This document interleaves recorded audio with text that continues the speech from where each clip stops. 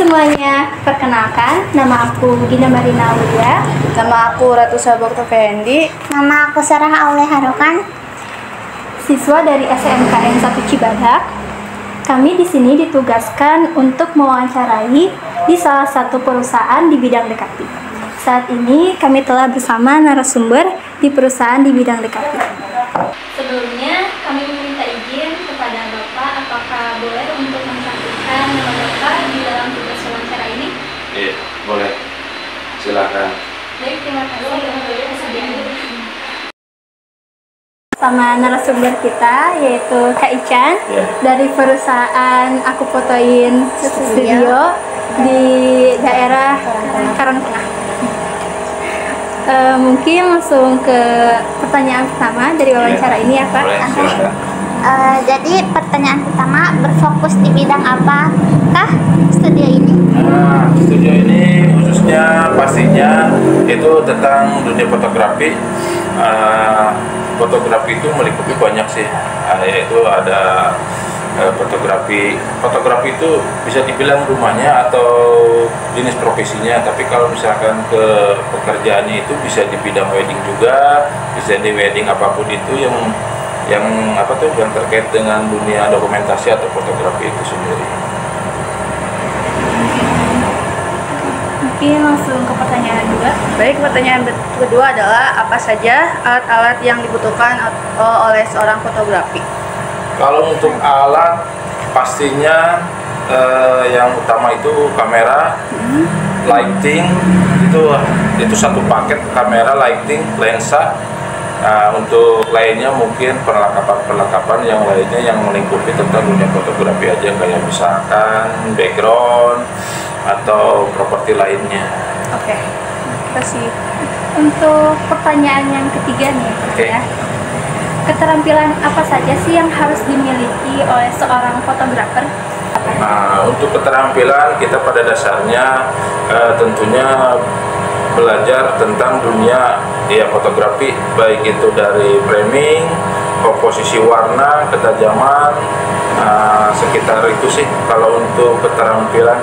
Keempat adalah apa yang Bapak lakukan untuk tetap mengikuti perkembangan tren di fotografer ini? Oke, ya tentunya pasti kita harus selalu update tentang perkembangan maupun baik dari alat, baik dari karya atau kualitas gambar, itu pasti kita selalu update.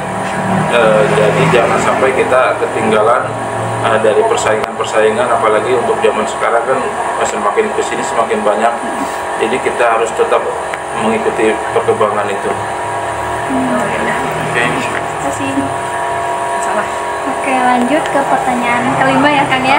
Silakan, mangga. Ada gak sih suatu keunggulan dari perusahaan di bidang ini yang tentunya tuh berbeda dari perusahaan yang lain?